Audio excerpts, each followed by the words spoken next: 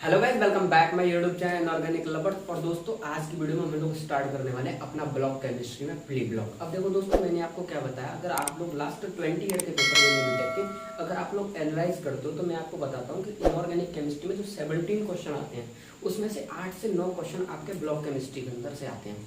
अब उन 8 से 9 क्वेश्चन में दोस्तों कम से कम 5 से 6 क्वेश्चन इंडिविजुअल पी ब्लॉक से आते हैं, जिसकी हम लोग आज स्टार्ट करने वाले हैं। बच्चे आपके 3 से 4 क्वेश्चन आपके एस ब्लॉक और डी और एफ ब्लॉक से मिलकर आते हैं, पर पी से आपके कम 5 से 6 क्वेश्चन आते हैं। इसलिए मेजर पार्ट ब्लॉक केमिस्ट्री का जो आता है पी ब्लॉक से आता है। और देखो दोस्तों, हमने देखा है पी ब्लॉक जो है ब्लॉक केमिस्ट्री का सबसे बड़ा मेजर पोर्शन है।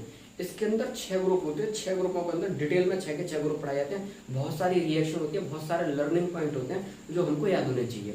अब देखो दोस्तों, जैसे ही मैं ब्लॉक केमिस्ट्री स्टार्ट कराऊंगा आपको एमई बीटेक के लिए, इस ब्लॉक केमिस्ट्री की इस वीडियो में आपको बहुत सारे ट्रिक और टेक्निक वाले पॉइंट बताऊंगा कि इन सभी पॉइंटों पर आप लोग फोकस रखना।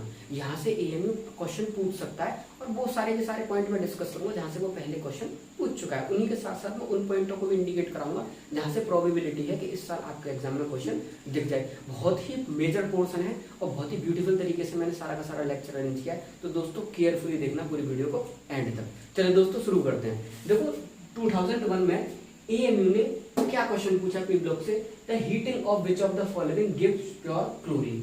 ऐसा ही एक क्वेश्चन एस ब्लॉक में आता है कि किसकी हीटिंग करने से हमको प्योर नाइट्रोजन गैस मिलती है। जस्ट रिलेट कराता जाऊंगा दोस्तों सारी चीजों को, तो हमें पता है अजाइड की हीटिंग करने से क्या मिलती है, हमको प्योर नाइट्रोजन गैस मिलती है। ऐसे ही इसने कहा कि इनमें से किस कंपाउंड की मैं हीटिंग करूं जिससे मुझे क्या मिले, प्योर क्लोरीन मिले। तो थोड़ी सी बातें बताता हूं मैं आप लोगों को इस क्वेश्चन से जस्ट अलग हटके। दोस्तों क्या बातें हैं, देखो हमको पता है क्लोरीन की प्रिपरेशन। अगर हम बात करें क्लोरीन की प्रिपरेशन की दोस्तों, तो क्लोरीन की प्रिपरेशन करने के 2 इंडस्ट्रियल मेथड बहुत अच्छे अच्छे, दोनों को आपको नाम पता होना चाहिए। एक का नाम है आपका डेकन्स प्रोसेस और दूसरे का नाम है आपका वाल्डन प्रोसेस। अब आपको पता होना चाहिए दोनों ही प्रोसेस से हमारा क्या होता है, क्लोरीन की प्रिपरेशन होती है। क्लोरीन आपकी पैरेट ग्रीन कलर की होती है। थोड़ी सी इंफॉर्मेशन याद रखना, पैरेट ग्रीन कलर की गैस होती है आपकी, पैरेट ग्रीन कलर की क्या है, गैस। अब क्लोरीन की इंडस्ट्रियल प्रिपरेशन के हमारे पास में 2 मेथड, डेकन प्रोसेस और वाल्डन प्रोसेस। डेकन प्रोसेस में दोस्तों क्या होता है, आप HCl का कैटालिटिकल ऑक्सीडेशन कराते हैं कि HCl की रिएक्शन O2 से कराओ in the presence of CuCl2 और हीटिंग करो। इसे करने से आपको क्या मिलेगा, क्लोरीन गैस मिलेगा। इस चीज को आप लोग रख लो, प्लस H2O क्या मिलेगा आपको, क्लोरीन गैस मिलेगा। ये डेकन प्रोसेस के थ्रू इंडस्ट्रियल प्रिपरेशन है किसकी, क्लोरीन की प्रिपरेशन की। ऐसे ही आपको मिलेगा वाल्डन प्रोसेस। अब देखो दोस्तों, वाल्डन प्रोसेस में क्या यूज होता है, वाल्डन प्रोसेस में MnO2 की रिएक्शन कराई जाती है आपकी HCl से, और आपको प्रोडक्ट क्या मिलता है, आपको प्रोडक्ट मिलता है MnO2 की रिएक्शन HCl के साथ में कराई जाती है, तो आपको प्रोडक्ट मिलता है MnCl2 Cl2 प्लस H2। यहाँ से भी आपको क्या मिलती है, क्लोरीन गैस मिलती है, और इस प्रोसेस का नाम है वाल्डन प्रोसेस। आप लोग गौर से देखो, MnO2 का यूज हुआ है, इसको कहते हैं पायरोलूसाइड ओर। ये एक ओर है जिसका नाम है पायरोलूसाइड, SIT। पायरोलूसाइड ओर है जिससे हम क्या करते हैं, क्लोरीन की मैन्युफैक्चरिंग करते हैं। अब देखो दोस्तों, मैं अपने ऑप्शन में पहला ऑप्शन दे रखा था ब्लीचिंग पाउडर की रिएक्शन HCl के साथ, तो ऐसा तो मैंने कहीं पर रिलेट नहीं देखा। दूसरी रिएक्शन देखी मैंने MnO2 की रिएक्शन HCl के साथ, मैंने अरे यार ये तो मेरा डेकन प्रोसेस है, ये सॉरी वाल्डन प्रोसेस है। वाल्डन प्रोसेस के थ्रू क्या हो रही है, क्लोरीन की मैन्युफैक्चरिंग और PtCl4 की हीटिंग। पर जब भी मैंने वाल्डन प्रोसेस पढ़ा और मैंने देखा कि उसमें क्या बन रहा है, आपका Cl2 बन रहा है, तो वहां पर ऐसा कुछ मेंशन नहीं था कि यहाँ पे जो क्लोरीन बनेगी वो आपकी दुनिया की सबसे प्योरेस्ट क्लोरीन होगी। इसका मतलब यार ये भी ऑप्शन नहीं है, ये तो कभी देखा ही नहीं है, ये भी नहीं। पर इसी पायरोलूसाइड ओर की एक और रिएक्शन दे रखी थी MnO2 की H2SO4 in presence of HCl। अब मैंने क्या देखा कि ये एक बहुत ही फेमस रिएक्शन है दोस्तों, कि जब भी आप पायरोलूसाइड ओर की रिएक्शन H2SO4 के साथ में कराते हो इन दी प्रेजेंस ऑफ NaCl, तो आप लोग देखोगे दुनिया की सबसे प्योरेस्ट मुझे क्या मिलती है, क्लोरीन गैस। और रिएक्शन के दोस्तों प्रोडक्ट क्या होते हैं, रिएक्शन के प्रोडक्ट होते हैं आपकी NaHSO4 प्लस का आपका MnSO4 और प्लस का H2O, और आपको मिलती है क्या मिलती है, Cl2। ये Cl2 कैसी है आपकी, प्योरेस्ट Cl2, प्योरेस्ट Cl2। तो आप लोगों को जस्ट लर्न रखना। अब देखो इन क्वेश्चन को कराने के दौरान मैं आपको कुछ कुछ चीजें एक्स्ट्रा बताऊंगा। जैसे देखो मैंने एएमयू बीटेक के पास्ट 20 ईयर के क्वेश्चन क्या करे दोस्तों, एनालाइज करे, तो मुझे एक चीज समझ में आई यार, वो प्रोसेस से भी क्वेश्चन पूछता है, वो प्रोसेस का नाम दे देता है, पूछता है ये प्रोसेस किसके काम में आता है। अगर आपसे कहते हैं डेक्कन प्रोसेस या बाल्डन प्रोसेस किसके काम में आते हैं, तो आपको बताइए क्लोरीन की किसके काम में आते हैं, क्लोरीन की मैन्युफैक्चरिंग के काम में आते हैं। डेक्कन प्रोसेस और बाल्डन प्रोसेस, एक चीज याद रखना, थोड़ा अगर ज्यादा डिटेल में ये क्वेश्चन पूछ ले तो थोड़ा सा ये याद रखना कि इसमें ये इस वाली रिएक्शन को कहते हैं कैटालिटिकल ऑक्सीडेशन।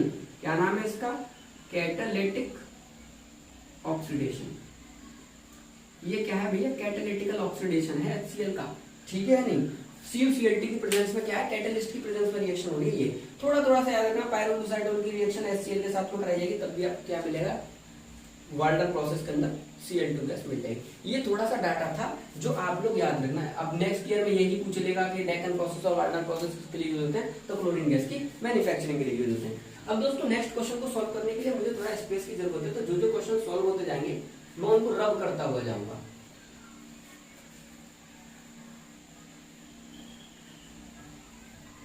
चलो इन सारी बातों को उतार लेना वीडियो पॉज करके।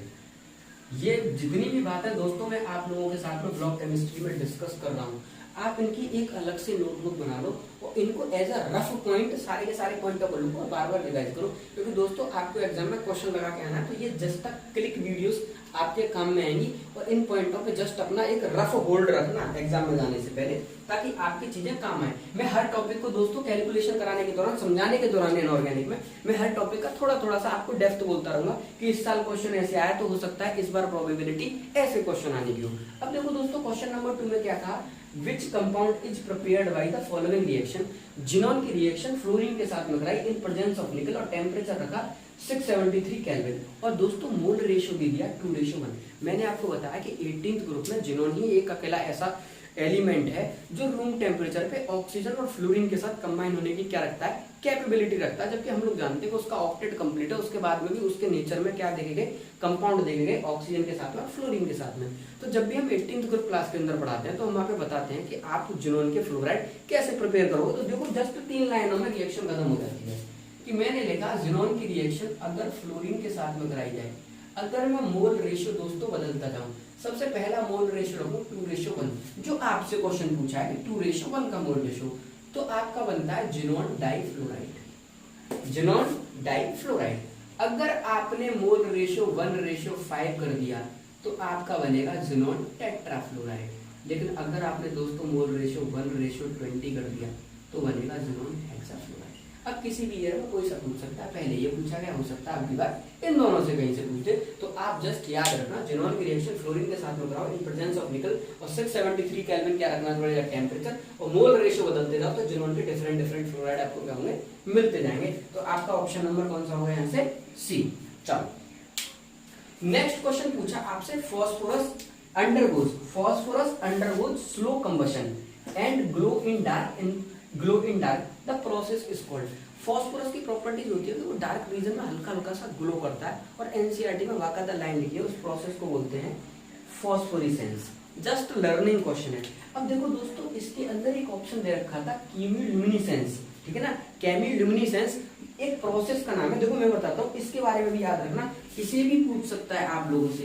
देखो व्हाइट फास्फोरस की एक प्रॉपर्टी देखी गई दोस्तों, ये तो एक्सप्लेनेशन था मेरा पहले वाले क्वेश्चन से रिलेटेड। अब देखो जब भी व्हाइट फास्फोरस, P4 क्या है, व्हाइट फास्फोरस की रिएक्शन जब भी ऑक्सीजन के साथ में करेंगे तो देखो होता क्या है, व्हाइट फास्फोरस का दोस्तों इग्निशन टेम्परेचर 32 डिग्री सेल्सियस होता है। अब व्हाइट फास्फोरस 32 डिग्री सेल्सियस पे अपने आप इग्नाइट हो जाता है। तो देखो मैं आप लोगों को बताता हूँ, जहां पर भी शमशान वगैरह होते हैं, जहाँ पे बोन्स होती हैं, ह्यूमन बोन्स के अंदर दोस्तों व्हाइट फास्फोरस अवेलेबल होता है। अब इसका इग्निशन टेम्परेचर कितना होता है, 32 डिग्री सेल्सियस। तो जब गर्मियों के दिन होते हैं तो आपने देखा शमशान में हल्की हल्की सी लाइटनिंग रहती है दोस्तों, ठीक है ना, तो वो एक इस रिएक्शन की वजह से होती है। तो इसको आप लोग थोड़ा सा ध्यान रखना कि व्हाइट फास्फोरस का जो इग्निशन टेम्परेचर है दैट इज 32 डिग्री सेल्सियस। इस टेम्परेचर पे अगर इसकी रिएक्शन में ऑक्सीजन के साथ में ये क्या करता है, अपने आप ही कंबाइन कर जाता है। गर्मियों के टाइम पे टेम्परेचर राइज कर जाता है, 40 डिग्री सेल्सियस के आसपास पहुंच जाता है। इसका केवल इग्निशन टेम्परेचर 32 डिग्री सेल्सियस है, तो नेचर में खुद से ही अपने आप ही ऑक्सीजन से रिएक्शन करके और दोस्तों P4O10 बना देता है या P2O5 बना देता है, और प्लस क्या होती है, लाइटनिंग होती है जो हम लोगों को दिखती है। और दोस्तों इसका बड़ा फेमस सा नाम है गोस्ट रिएक्शन बोलते हैं इसी को क्या कहते हैं, गोस्ट रिएक्शन। और इस पूरे फिनोमेना को दोस्तों बोलते हैं केमिल्यूमिनेसेंस।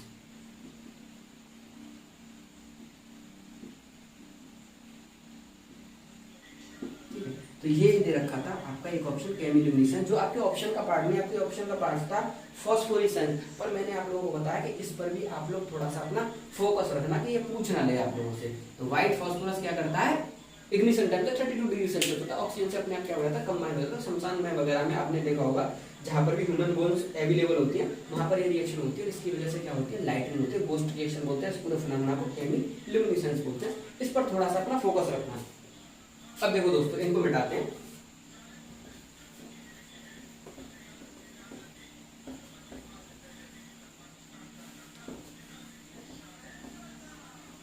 अब देखो दोस्तों नेक्स्ट क्वेश्चन ईएमई ने पूछा कि P4O6 in P4O6 the number of oxygen atom bonded to, थोड़ा सा कॉम्प्लिकेटेड क्वेश्चन है, पहली बार में बच्चा इसकी लाइन ही नहीं समझ पाता क्वेश्चन कह रहा है। देखो दोस्तों, और मैं आपको बताता हूँ एक इसमें और एक ऑक्सो एसिड के टॉपिक में ईएमयू हर साल क्वेश्चन पूछता है और बच्चे को कंफ्यूज करता है। देखो क्वेश्चन क्या पूछा, in P4O6 the number of oxygen atoms bonded to each phosphorus atom, number of oxygen atom bonded to each phosphorus atom. देखो दोस्तों मैं आपको क्या करता हूँ, इसकी स्ट्रक्चर ड्रॉ करके दिखाता हूँ। देखो दोस्तों फॉस्फोरस के दो एप्साइड जनरली हम लोग पढ़ते हैं, P4O6 पढ़ते हैं और दूसरा पढ़ते हैं दोस्तों P4O10, ठीक है, दोनों ही बड़े फेमस हैं। देखो इसकी जो स्ट्रक्चर है आप 4 फॉस्फोरस ऐसे करके ड्रॉ कर लो,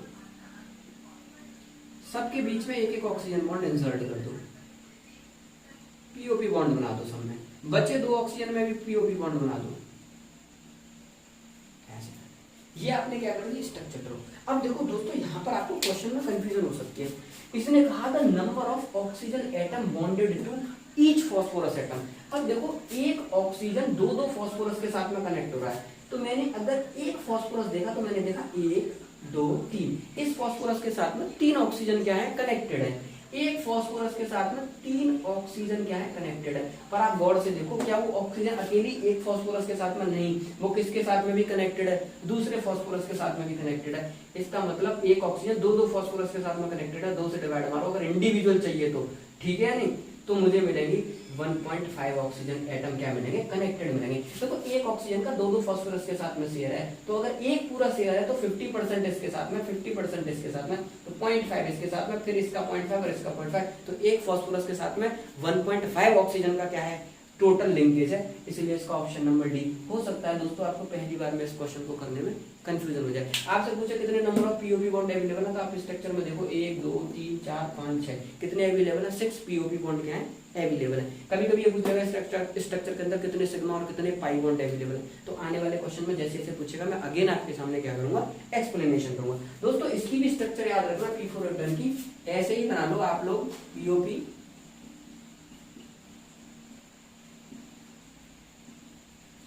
और अगेन ऐसे करके कनेक्ट कर देना, और एक एक फॉस्फोरस पे दोबारा से क्या लगा देना, डबली बॉन्डेड लगा देना। आपके पास में ऑक्सीजन कितनी है, 10 ऑक्सीजन अवेलेबल है, सारा बन गया आपके सामने। ये आपकी स्ट्रक्चर होगी P4O10 की, ये होगी P4O6 की। एक बार इसको जरूर बना के जाना दोस्तों ने, कितनी ईयर लगातार ये रिपीटेड क्वेश्चन है, ठीक है, देख लो इसे एक बार। नेक्स्ट क्वेश्चन पूछा गया, bleaching action of SO2 is due to, तो इसे रफ करते हैं कि ब्लीचिंग एक्शन SO2 का किसकी वजह से होता है। दोस्तों बड़े ही फेमस वैरायटी के क्वेश्चन पूछता है ये, ऐसे क्वेश्चन है कि आप लोग देखोगे तो कहीं ना कहीं से ये जस्ट लर्निंग क्वेश्चन है। तो दोस्तों SO2 वाटर में आके बहुत अच्छा ब्लीचिंग एजेंट की तरह काम करता है। काम कैसे करता है, SO2 वाटर के साथ रिएक्शन करके H2SO4 और प्लस आपका नेसेंट हाइड्रोजन देता है। ये नेसेंट हाइड्रोजन आपका किसी भी कलर्ड मटेरियल X से, लिख लेना इसके नीचे, कलर्ड मटेरियल, किसी भी कलर्ड मटेरियल से करके HX कंपाउंड बनाता है, जो आपका कैसा होता है, कलरलेस, जो आपका कैसा होता है, कलरलेस। तो देखो ये फिनोमेना किसकी वजह से हो रहा है, ब्लीचिंग एक्शन। इस हाइड्रोजन का इस कंपाउंड के साथ में जो भी कलर्ड कंपाउंड है उसके साथ में क्या हो रहा है, एडिशन हो रहा है, मतलब क्या हो रहा है, रिडक्शन हो रहा है। तो रिडक्शन फिनोमेना जस्ट लर्न रखना, ठीक है नहीं। ये नेसेंट हाइड्रोजन कॉज है किसका, कलर्ड कंपाउंड जो भी वाटर के अंदर अवेलेबल है, जो भी हमने अपने कपड़े वगैरह धोए उसमें जो भी कलर्ड मटेरियल लगा होगा उसको ये नेसेंट हाइड्रोजन क्या कर देता है, निकाल देता है। तो SO2 का कैसा एक्शन हो जाता है, ये एक ब्लीचिंग एक्शन की तरह क्या करता है, बिहेव करता है वाटर के अंदर। बहुत छोटा सा क्वेश्चन था। नेक्स्ट क्वेश्चन पूछा गया, which oxidation number is shown by carbon. Carbon कौन सा ऑक्सीडेशन नंबर शो करेगा। देखो दोस्तों मैंने आपको बता रखा था जब भी मैंने आपको ब्लॉक केमिस्ट्री पढ़ाई, कार्बन भाई या तो +2 शो करेगा या कार्बन +4 शो करेगा। +2 शो करेगा ये अपनी ग्राउंड स्टेट में, +4 शो करेगा ये अपनी एक्साइटेशन स्टेट में। अगर ये लेने पे भी आ जाएगा तब भी ये ले सकता है, लेकिन क्या हमने ऐसा देखा कि -1 -2 -3 -4 सब शो करता है। -1 कहीं पे हमने तो अभी तक नेचर में कंपाउंड ये देखे कि -1 शो कर रहा है, +4 +3 +2 +1 ऐसे नहीं बोल सकते कि सारे शो कर रहा है। ये कह रहा है 0, इसके भी कंपाउंड में, इसका मतलब इसका सीधा सीधा सा ऑप्शन क्या है ना। अरे कार्बन शो कर सकता है, कार्बन की ऑक्सीडेशन नंबर जो वेरी करेगी वो -4 to +4 वेरी कर सकती है, पर हमें मिलते थोड़े नहीं है यार। इसमें सारे लिख दिए, इसने -4 -3 -2 -1 +4 +3 +2 +1 नहीं मिलती, ज्यादातर मिलते हैं +2 को तो मिलते भी नहीं है। ज्यादातर कंपाउंड जो +4 में ही मिलते हैं मुझे, सारे के सारे मिलते नहीं। इसकी +2 क्या है, अनस्टेबल, +2 स्टेबल नहीं है ग्राउंड स्टेट में। इसकी एक्साइटेशन करने के लिए जितनी एनर्जी की जरूरत पड़ती है उतनी एनर्जी नेचर में ऑलरेडी अवेलेबल होती है। तो कार्बन ज्यादातर अपने +4 ऑक्सीडेशन स्टेट में क्या होता है, मिलता है। पीरियोडिक टेबल के सेकंड लेक्चर में खूब डिटेल में मैंने आप लोगों को ये चीज पढ़ा रखी है। तो इसमें ऐसी कोई भी ऑक्सीडेशन नंबर नहीं है जो क्या होगी, सो होगी। और दोस्तों जो जितने भी रिडॉक्स रिएक्शन के क्वेश्चन आप लोगों से पूछे जाएंगे, मैं ये कोशिश करूंगा कि रिडॉक्स रिएक्शन के सारे क्वेश्चन में ब्लॉक केमिस्ट्री के अंदर ही करा दूं, क्योंकि वो कहीं ना कहीं ब्लॉक केमिस्ट्री को ही रिजेंबल करते हैं वो सारे के सारे क्वेश्चन। तो मैं ज्यादातर क्वेश्चन ले लूंगा अपने आने वाले, और जब क्वेश्चन लिखूंगा उन सब क्वेश्चन में। तो इस क्वेश्चन का आंसर आपका क्या हो गया, डी। अब पूछा Dumas method is used for the estimation of, बिल्कुल लर्निंग क्वेश्चन है। डॉमस मेथड यूज होता है नाइट्रोजन के लिए। इसमें कोई भी ऐसा हार्ड एंड फास्ट रूल नहीं है जो मैं आपको बताऊं। जैसे आपसे पूछ ले डेकन प्रोसेस किसके लिए यूज होता है, वार्डन प्रोसेस किसके लिए यूज होता है, तो भैया याद होना चाहिए कि क्लोरीन की मैन्युफैक्चरिंग। अगर आपको याद है तो एग्जाम के दौरान क्लिक कर जाओगे क्वेश्चन। जहां पर भी थोड़ा सा कॉन्सेप्ट की जरूरत होगी मैं खुद अपनी तरफ से क्या करूंगा, एक्सप्लेन करूंगा वो सारी चीजें आप लोगों के लिए। चलो मिटाते हैं इसे। अब देखो नेक्स्ट क्वेश्चन जो पूछा गया, बड़ा अच्छा क्वेश्चन पूछा गया दोस्तों। इस वैरायटी के बहुत सारे क्वेश्चन ईएमई पास्ट ईयर में मैंने देखे, एनालाइज किया कि विच of the following oxide of nitrogen is anhydride of HNO3। जब भी आपसे किसी भी एसिड का एनहाइड्राइड पूछा जाए दोस्तों, तो आप सिंपली उस एसिड का लिख लो। मुझसे इसका एनहाइड्राइड पूछा, जिसका पूछा जाए उसमें से वाटर निकालो। अब मैं जैसे ही वाटर निकालने गया मैंने देखा यार H2 निकालना, पर मेरे पास तो एक ही H अवेलेबल है। इसका मतलब मुझे इसके 2 मॉलिक्यूल क्या करने पड़ेंगे, लेने पड़ेंगे। जब मैं इसके 2 मॉलिक्यूल बनाऊंगा तो ये अब बन गया H2N2O6। अगर मैं इसमें से एक H2 निकालूंगा तो दोस्तों गौर से देखो N2O5 बचा। H2 गया और फिर एक O इसके अंदर से गया तो क्या बचा, N2O5। तो ये N2O5 क्या है, HNO3 का क्या हो गया, एनहाइड्रस ऑक्साइड बन गया ये आपका। ठीक है नहीं, सीधा सीधा सा क्या बना दिया, N2O5। कौन सा ऑक्साइड बना इस एनहाइड्रस एसिड का, जिस एसिड का एनहाइड्रस का ऑक्साइड पूछे आप उसमें से क्या निकाल दो दोस्तों, सिंपली वाटर निकाल दो। अगर मुझसे क्वेश्चन पूछता HNO2 का तो मेरा प्रोसेस दोस्तों यही होता। अगर मुझसे इस साल पूछ ले तो मेरा प्रोसेस क्या रहेगा, यही। मुझे पता है सिंगल से नहीं निकलेगा तो क्या कर दूं, डबल कर दूं, H2N2O4। अब मुझे मिलेगा N2O3। क्या मिलेगा, वाटर निकालने का N2O3। तो ये आंसर होगा। जिस भी एसिड का एनहाइड्रस बना के अगर ऑक्साइड पूछे आप उसके अंदर से सिंपली वाटर निकाल दो, जो बच रहा है वो उसका आपका क्या हो गया, ऑक्साइड हो गया। बहुत अच्छा क्वेश्चन। अब देखो दोस्तों एक क्वेश्चन और अच्छा है ये वाला। ये जो आखिरी वाला क्वेश्चन है, मैं आप लोगों को एक चीज बताना चाह रहा हूँ। इस चीज पर आप लोग पूरा का पूरा ध्यान रखना जो चीज मैं बोलने वाला हूँ। देखो हाइड्राइड ऑफ ग्रुप 15 और ग्रुप 16 के बहुत इंपॉर्टेंट है। इसमें कम से कम 5 से 6 ट्रेंड इसमें। और दोस्तों देखा गया कि कम से कम हर एक साल कंसेक्यूटिव ईयर या एक साल छोड़ के लगातार ये देखा गया दोस्तों, यहाँ से क्वेश्चन क्या होते हैं, रिपीट होते हैं। इन हाइड्राइडों की बहुत सारी प्रॉपर्टीज से रिलेटेड क्वेश्चन क्या होते हैं, रिपीट होते हैं। और मैं किसी भी बच्चे को जो भी एएमयू का एग्जाम देने जा रहा हूँ, मैं कह देता हूँ बेटा ब्लॉक केमिस्ट्री का एक क्वेश्चन हो सकता है आपको इस पोर्शन से डायरेक्ट देखने को मिले। अगर मैं ग्रुप 15 का हाइड्राइड लिखूं तो NH3 PH3 ASH3 SVH3 और BiH3। ऐसे अगर इसके लिखूं तो H2O H2S H2Se H2E। ठीक है ना। अगर मैं आप लोगों को बताऊं तो इनसे बहुत सारे क्वेश्चन पूछते हैं। जैसे मैं अपने 2020 के जब एमयू बीटेक के पेपर में था तो मुझसे डायरेक्ट इसके बॉइलिंग पॉइंट का ऑर्डर पूछ किया दोस्तों, किसका ऑर्डर पूछ लिया, बॉइलिंग पॉइंट का। इसका रिड्यूसिंग करेक्टर पूछ लेता है, इसकी एसिडिटी का ऑर्डर पूछ लेता है, इसकी बेसिसिटी का ऑर्डर पूछ लेता है। तो ऐसे बहुत सारे ऑर्डर हैं, पर मैं इसे अभी नहीं कराऊंगा। मैं आपको जैसे ही क्वेश्चन आगे लिखूंगा, इससे बहुत सारे क्वेश्चन पूछे हैं, तो क्वेश्चनों के साथ साथ में मैं आपको कराऊंगा। अब देखो मुझसे क्वेश्चन क्या पूछा गया दोस्तों, एक चीज बस स्टार लगा के रखना, ये दोनों यार हैं बहुत इंपॉर्टेंट। मतलब आपको मैंने जस्ट इंडिकेट कर दिया, आने वाले टाइम में मैं अभी आपको इनकी पूरी हिस्ट्री पढ़ाऊंगा जब मैं आपको क्वेश्चन पढ़ाऊंगा। अभी मेन क्वेश्चन पे चलते हैं। मुझसे क्या करा गया, देखा मैंने गौर से, मैंने अरे यार ये तो ग्रुप 16 के हाइड्राइड का क्वेश्चन है, तो इसका मुझसे क्या पूछा, एसिडिक ऑर्डर पूछा। पर यार इसके एसिडिक ऑर्डर के लिए मुझे कहीं जाने की जरूरत नहीं है, क्योंकि मैंने आपको केमिकल बॉन्डिंग में बहुत अच्छा फॉर्मूला पढ़ाया था। मैंने आपको पढ़ाया था कोवेलेंट करेक्टर वाला। मैंने आपको क्या बताया कि कोवेलेंट करेक्टर भाई साहब किसके डायरेक्टली प्रोपोर्शनल टू होता है, चार्ज के। अगर चार्ज सेम हो जाए तो डायरेक्टली प्रोपोर्शनल टू होता है साइज ऑफ एनाइन के, और इनवर्सली प्रोपोर्शनल टू हो जाता है साइज ऑफ कैटाइन की। और एक बार मैंने कोवेलेंट करेक्टर कंपेयर कर लिया, तो दोस्तों कोवेलेंट करेक्टर के डायरेक्टली प्रोपोर्शनल टू होती है एसिडिक स्ट्रेंथ।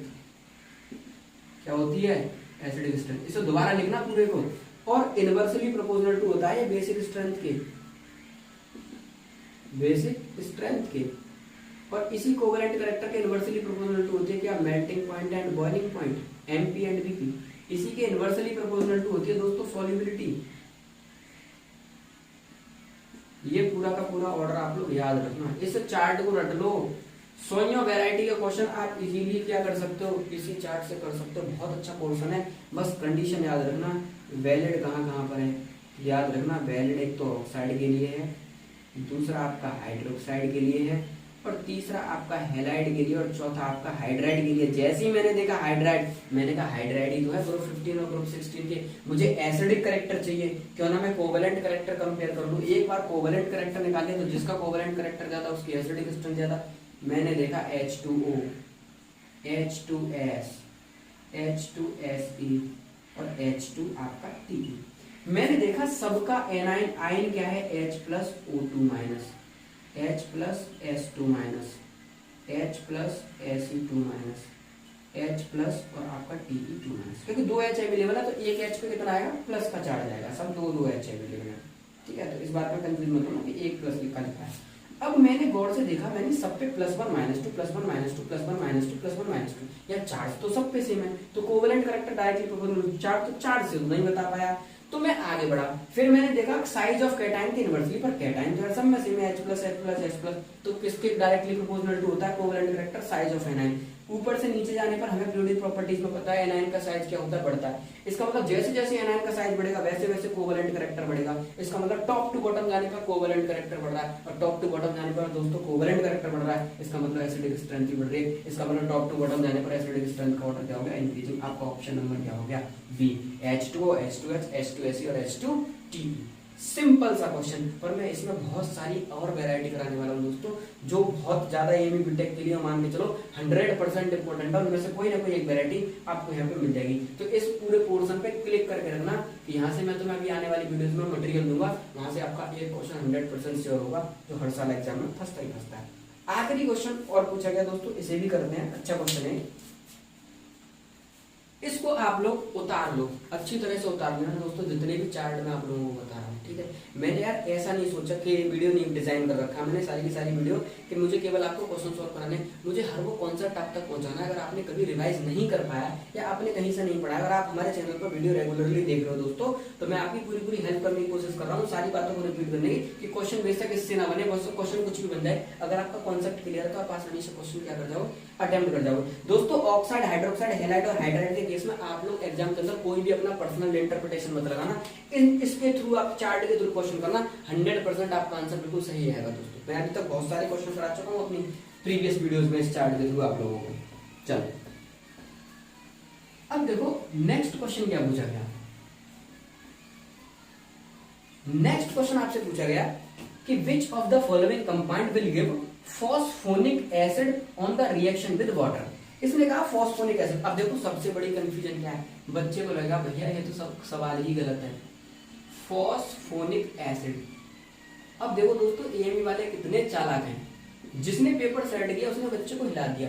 आज तक कोई भी बच्चा नहीं बता सकता जो ब्लॉक केमिस्ट्री पढ़ता है तो भैया फॉस्फोनिक एसिड क्या होता है। फॉस्फोनिक एसिड IUPAC नोमेनक्लेचर है, IUPAC के अंदर नोमेनक्लेचर है किसका, फास्फोरस एसिड का, फास्फोरस एसिड का, कि अगर मैं फास्फोरस एसिड का IUPAC नोमेनक्लेचर करूं तो उसको सिंपली लिखते हैं फास्फोनिक एसिड। इसका मतलब फास्फोरस एसिड क्या होता है, H3PO3, और फास्फोरिक एसिड क्या होता है, H3PO4।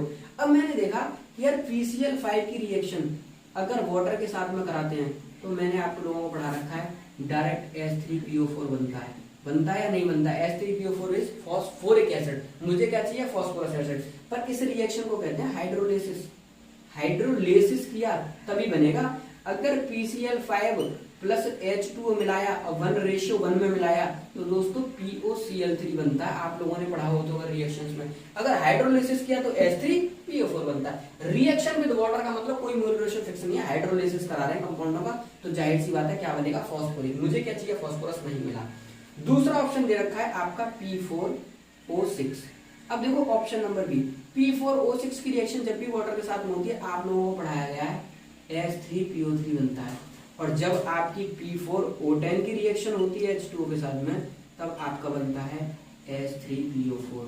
और दोस्तों आपकी चौथी रिएक्शन दे रखी है Ca3P2। देखो मैं जब भी अपने बच्चों को क्लास में पढ़ाता हूँ तो मैं साफ साफ बोल देता हूँ, बेटा दुनिया का कोई भी फॉस्फाइड हो वाटर के अंदर डालने पर फॉस्फीन गैस देगा, दुनिया का कोई भी नाइट्राइड हो वाटर के अंदर डालने पर अमोनिया गैस देगा। मैंने देखा यार ये तो फॉस्फाइड है, इसका मतलब वाटर डालने पर मेटल तो वाटर में हाइड्रोक्साइड देते हैं और ये क्या दे देगा, PH3। रट के रखना यार, ठीक है नहीं, बहुत इंपॉर्टेंट है। फॉस्फाइड डालने पर क्या देते हैं, फॉस्फीन गैस देते हैं।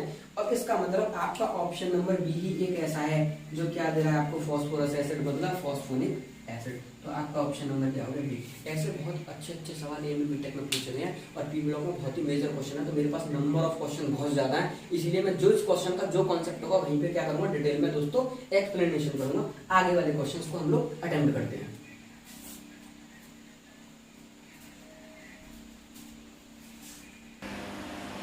ठीक है दोस्तों, स्टार्ट करते हैं। ठीक है, आगे वाले क्वेश्चंस को स्टार्ट करते हैं।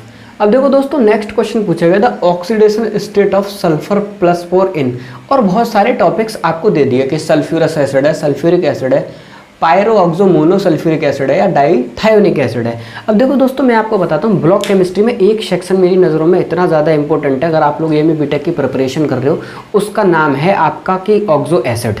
ठीक है, ऑक्सो एसिड का सेक्शन सेपरेटली मैं आपको एक single one shot video provide कराऊंगा, उसको आप लोग देख लेना। देखो दोस्तों आज के टाइम पे एमए बीटेक का अगर पास्ट ईयर को एनालाइज करो और 2020, 2019 और 2018 को एनालाइज करो तो इस इंडिविजुअल टॉपिक ऑक्सो एसिड से 3-3, 4-4 सवाल लगातार पूछे गए हैं। इसका मतलब ये टॉपिक हमारे लिए इंपॉर्टेंट है। इसकी वन शॉट वीडियो में इस वीडियो को जस्ट बाद में ही आप लोगों को प्रोवाइड कराऊंगा, जिसमें मैं आपको इन डिटेल ऑक्सो एसिड पढ़ाऊंगा। सबसे पहले उसका आपको नोमेनक्लेचर करना सिखाऊंगा, ऑक्सो एसिड की नेमिंग, सेकंड में मैं आपको ऑक्सो एसिड की स्ट्रक्चर ड्रॉ करना चाहूंगा, तीसरे में मैं थोड़ा बहुत आपको हीटिंग वगैरह के बारे में बताऊंगा ऑक्सो एसिड की। पहले 2 लेक्चर बहुत इंपॉर्टेंट है, इसके पहले 2 पार्ट बहुत इंपॉर्टेंट है, जिसमें मैं आपको नोमेनक्लेचर सिखाऊंगा और दूसरा स्ट्रक्चर सिखाऊंगा। देखो दोस्तों उसी से क्वेश्चन है, डायरेक्ट पूछेगा the oxidation state of +4 in sulphur. अब देखो मुझे हर किसी का फॉर्मूला याद होना चाहिए।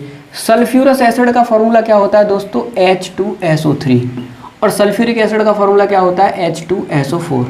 अब देखो ऑक्सीजन का ऑक्सीडेशन स्टेट -2 और 3 कितना हो गया, -6 और +2, -4 उधर जाके क्या हो गया, +4। वैसे भी मैं डायरेक्ट जानता हूँ कि +4 ऑक्सीडेशन स्टेट सल्फ्यूरस एसिड की होती है, डायरेक्ट लग गया दोस्तों। मुझे इसको भी निकालने की जरूरत नहीं पड़ी, डाईथायोनिक एसिड की भी जरूरत नहीं पड़ी और सल्फ्यूरिक एसिड की भी जरूरत नहीं पड़ी। मुझे सल्फ्यूरिक और सल्फ्यूरस का ही फॉर्मूला याद है, तो भी डायरेक्ट मैं बता सकता था कि +4 ऑक्सीडेशन स्टेट किसकी है। और आप डिटेल में इन एसिड्स को जानना चाहते हो तो इसकी वन शॉट वीडियो बताऊंगा, उसमें आप इसको डिटेल में पढ़ लेना है एक बार। अब देखो दोस्तों नेक्स्ट क्वेश्चन क्या पूछा गया, नेक्स्ट क्वेश्चन पूछा गया the stability of +1 oxidation state in group 13 element increasing in the sequence, कि +1 ऑक्सीडेशन स्टेट का ऑर्डर क्या होगा। देखो मैंने आपको बहुत डिटेल में पढ़ाया है, पीरियोडिक टेबल में एक इफेक्ट होता है जिसका नाम है inert pair effect, inert pair effect.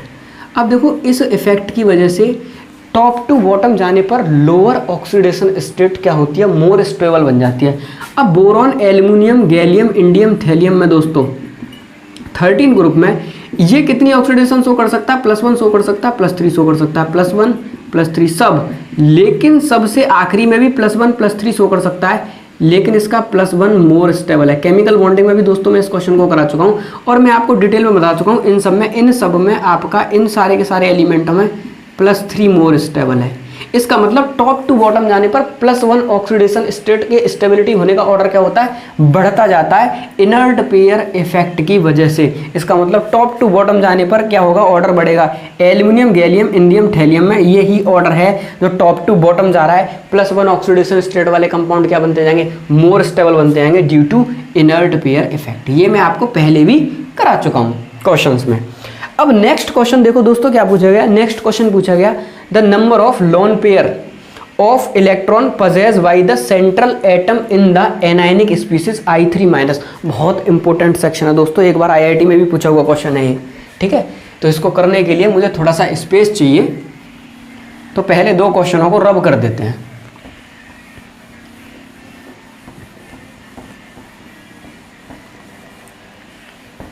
अब देखो दोस्तों, बहुत ही कम बच्चे हैं जिन्हें I3 का स्ट्रक्चर पता है। सबसे पहले स्ट्रक्चर ड्रॉ करना सीखो। मैंने आपको पीरियोडिक टेबल में एक सेकंड वीडियो पढ़ाई, मैंने क्या कहा भाई, पूरी इनऑर्गेनिक केमिस्ट्री में स्ट्रक्चर ड्राइंग एक बहुत ही इंपॉर्टेंट सेक्शन है जो हर बच्चे को आना चाहिए। वो थोड़ा सा इलेक्ट्रॉनिक कॉन्फिगरेशन से रिलेट करता है। अगर आपको हर एटम की इलेक्ट्रॉनिक कॉन्फिगरेशन आती है तो आप इजीली प्रिडिक्ट कर पाओगे इसके बैलेंस इलेक्ट्रॉन कितने हैं, कितने सिग्मा बॉन्ड में ये पार्टिसिपेट करेगा, कितने कोऑर्डिनेशन बॉन्ड में ये पार्टिसिपेट करेगा, या कितने इलेक्ट्रॉन पेयर एक्सेप्ट कर सकता है, या कितने इलेक्ट्रॉन पेयर डोनेट कर सकता है। बहुत सारी बातों का प्रोडक्शन, इन सारी बातों का प्रोडक्शन आप जस्ट इलेक्ट्रॉनिक कॉन्फ़िगरेशन से कर सकते हो। मुझे पता है ये हेलोजन ग्रुप का एलिमेंट है, इसके बैलेंस इलेक्ट्रॉन 7 हैं, तो 7 बैलेंस इलेक्ट्रॉन बना लो, 7 इलेक्ट्रॉन बना लिए। अब I3- ये अपने एक इलेक्ट्रॉन से किसी सेकंड आई के साथ में कनेक्टेड है, किसी एक इलेक्ट्रॉन से अपने थर्ड आई के साथ में कनेक्टेड है। इसके 2 इलेक्ट्रॉन शेयर हो गए, तो दोस्तों इसके पास में कितने इलेक्ट्रॉन बचे, 5 इलेक्ट्रॉन बचे। अब एक इस स्ट्रक्चर में I3- में जो माइनस है वो आपका सेंट्रल मेटल के ऊपर है, सेंट्रल एटम के ऊपर है, सॉरी। तो सेंट्रल एटम में I के ऊपर 3-, मतलब एक और इलेक्ट्रॉन एक्स्ट्रा आ गया। इसके पास दोस्तों अब कितने इलेक्ट्रॉन बचे, इसके पास बचे आपके 6 इलेक्ट्रॉन। ये स्पीसीज कुछ आपकी ऐसी बन गई, I single bond I single bond I, और माइनस का अगर मैं इलेक्ट्रॉन लगा दूं तो 1 2 3 4 5 6 इलेक्ट्रॉन हो गए। इसका मतलब इसके पास में दोस्तों कितने इलेक्ट्रॉन पे कितने लोन पेयर हो गए, आपके 3 लोन पेयर हो गए। क्या हो गए, 3 लोन पेयर हो गए। अगर इसके पास में 3 लोन पेयर है तो आपसे बस यही पूछा है, the number of lone pair of electron पजेज by the central atom in the anionic species I3- के पास में कितने लोन पेयर अवेलेबल हैं, 3 लोन पेयर अवेलेबल है। अब देखो दोस्तों, ये एक बहुत अच्छा क्वेश्चन है। इसमें पूछा if KF combine with HF to form KHF2 then the molecule contain the species. आप लोग याद रखना KHF2 में जो मॉलिक्यूल होता है वो आपका K+ और HF2- की फॉर्म में होता है। इस फॉर्म में मॉलिक्यूल क्या करते हैं, आपस में कंबाइन करते हैं। आप देख लो इसमें से कौन सा ऑप्शन सही है, आपका ऑप्शन नंबर C क्या है, सही है। जस्ट लर्निंग क्वेश्चन है, याद रखना दोस्तों इस क्वेश्चन को। नेक्स्ट क्वेश्चन पूछा गया, बहुत ही अच्छा क्वेश्चन है, question number 5। The hybridization of the central atom in PF5 involve the mixing of atomic orbital. दोस्तों बहुत डिटेल का कॉन्सेप्ट है, अच्छे से पढ़ाता हूं मैं सारा का सारा कॉन्सेप्ट आप लोगों को। चलो दोस्तों, काफ़ी प्यारा कॉन्सेप्ट है ये कॉन्सेप्ट मैं आप लोगों के साथ में केमिकल बॉन्डिंग में डिस्कस करना भूल गया, इसीलिए मैं इसको आपको P ब्लॉक में ज़रूर बताना चाहूँगा, क्योंकि मैंने देखा है काफ़ी ज़्यादा प्रीवियस ईयर में ये क्वेश्चन रिपीटेड हैं, आपसे बार बार पूछे जाते हैं। देखो दोस्तों, हाइब्रिडाइजेशन में D कहाँ से इन्वॉल्व होता है, आपकी हाइब्रिडाइजेशन हो सकती है sp3d, आपकी हाइब्रिडाइजेशन हो सकती है sp3d2, और आपकी हाइब्रिडाइजेशन हो सकती है sp3d3। अब इनमें आप लोगों को ऑर्बिटल की इन्वॉल्विंग पता होनी चाहिए। इसके अंदर जो दोस्तों ऑर्बिटल की इन्वॉल्विंग होती है s के 3 ऑर्बिटल आपके px, py, pz के, और जो यहाँ पर d इन्वॉल्व होता है दोस्तों वो होता है आपका dz²। आप लोगों को जस्ट याद रखना है कि भाई क्या इन्वॉल्व होता है, हमारा ऑर्बिटल इन्वॉल्व होता है dz²। इसके अंदर जो आपके इन्वॉल्व होते हैं s इन्वॉल्व होता है, px इन्वॉल्व होता है, py, pz, और आपका dz² और dx² - y² इन्वॉल्व होता है। इसके अंदर आपका s, px, py, pz, आपका dz², आपका dx² - y² और क्या आपका dxy। देखो d के अंदर दोस्तों 5 ऑर्बिटल होते हैं, कौन कौन से होते हैं आपके, dxy, dyz, dzx, dz² और dx² - y²।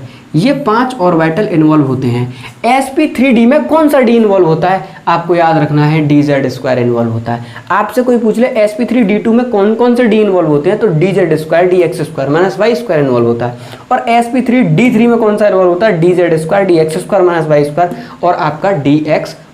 ये 3 ऑर्बिटल क्या होते हैं आपके इन्वॉल्व। इनसे पास्ट ईयर में आप लोग एनालाइज करके देखना, पेपर लगा के देखना, आप देखना कम से कम 4 से 5 बार इसी वैरायटी के क्वेश्चन डायरेक्ट रिपीटेड है। अब देखो दोस्तों, आपको डायरेक्ट पता है pf5 क्या हो गया, डायरेक्ट pf5 मुझे देखते ही पता चल गया कि फास्फोरस के वैलेंस इलेक्ट्रॉन होते हैं दोस्तों 5 और 5 के 5 इन्वॉल्व हो गए, तो इसका स्टेरिक नंबर कितना हो गया, स्टेरिक नंबर हो गया इसका 5। अगर इसका स्टेरिक नंबर 5 है तो इसकी हाइब्रिडाइजेशन होगी sp3d। इसका मतलब इसके अंदर जो ऑर्बिटल की इन्वॉल्विंग है वो कौन कौन सी है, x px py pz और आपका क्या है dz²। आप लोग देख लो आपका ऑप्शन नंबर कौन सा सही हो गया, बी सही होगा। देखो मैंने जिस राइटर की बुक में से ये जो क्वेश्चन पास्ट ईयर में पिक किए हैं उसने थोड़ा सा कंफ्यूजन दे दिया है। एक जगह पे उसने ऑप्शन में dz² आगे दे दिया, एक थोड़ा सा पीछे दे दिया। देखो सही ऑप्शन आपका बी है कि पहले एस का आएगा। अब देखो मैं आपको थोड़ा सा डिटेल में बताता हूँ, मुझे नहीं पता ये किस प्रिंटर ने प्रिंट करी है ये बुक या किस राइटर ने भैया ये लिखी है, इन्होंने इस तरह से ऑप्शंस अरेंज कर दिए हैं। देखो इसमें ना दोस्तों एक चक्कर होता है, वो मैं आपको कोऑर्डिनेशन कंपाउंड में अच्छे से एक्सप्लेन करूंगा कि हाइब्रिडाइजेशन में कभी कभी इनर डी पार्टिसिपेट करता है और कभी कभी आउटर डी पार्टिसिपेट करता है। इनर डी को पार्टिसिपेट कराने का मतलब होता है कि आपके पास में स्ट्रॉन्ग फील्ड लिगेंड है। स्ट्रॉन्ग फील्ड लिगेंड क्या कराता है, पेयरिंग करके इनर डी के ऑर्बिटल को फिल करके उसके अंदर कुछ वैकेंट ऑर्बिटल क्रिएट करता है, जिसके अंदर क्या करता है आपका लिगेंड अपने इलेक्ट्रॉन पेयर क्या करे रख सके। तो वो जो वैकेंट ऑर्बिटल हैं डी के, इनर डी के, वो कभी कभी हाइब्रिडाइजेशन में पार्टिसिपेट करते हैं। तब वहां पे अगर आपकी हाइब्रिडाइजेशन दोस्तों ऐसी होती dsp2, तब आपको लिखने का तरीका ये होता कि इनर का dz² इन्वॉल्व है, s px py और pz। तो लिखने का तरीका सही था। ये कोई कॉम्प्लेक्स या कोऑर्डिनेशन कंपाउंड थोड़ी नहीं है जो इनमें इनर डी पार्टिसिपेट करेंगे।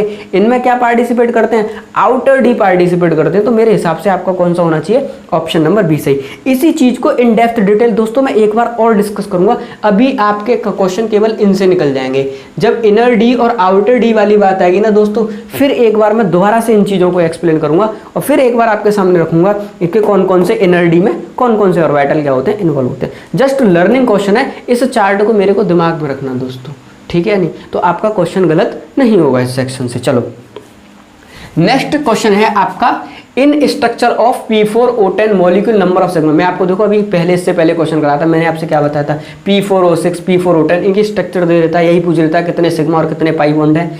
तो एक इनऑर्गेनिक के अंदर दोस्तों स्ट्रक्चर का सेक्शन बहुत ही ज़्यादा इंपॉर्टेंट है। यहाँ से क्वेश्चन देखा गया कि अच्छे खासे क्वेश्चन आते हैं दोस्तों, 2-2 3-3 क्वेश्चन आते हैं केवल जस्ट किससे, इनऑर्गेनिक में स्ट्रक्चर से। और वो भी कैसी, लिमिटेड स्ट्रक्चर है सारी की सारी, कि आप जस्ट एक बार उनको पढ़ लो, वही स्ट्रक्चर बार बार रिपीट होती है। आधे से ज़्यादा क्वेश्चन स्ट्रक्चर के तो ऑक्सो एसिड से आते हैं दोस्तों, जिसके ऊपर मैं वीडियो बनाने वाला हूँ और उसमें मुझे जो जो इंपॉर्टेंट स्ट्रक्चर और लगेंगे ऑक्सो एसिड के अलावा वो भी मैं करा दूंगा, जिनको आप लोग टिक करके रख लेना, एग्जाम में फंस सकते हैं। आपसे पूछा P4O10 की क्या बताओ नंबर ऑफ सिग्मा और पाई बॉन्ड। मैंने कहा यार स्ट्रक्चर बना लो, स्ट्रक्चर बताएगी कितने सिग्मा और कितने पाई बॉन्ड अवेलेबल है। 4p बनाने के बाद ऑक्सीजन अरेंज करो,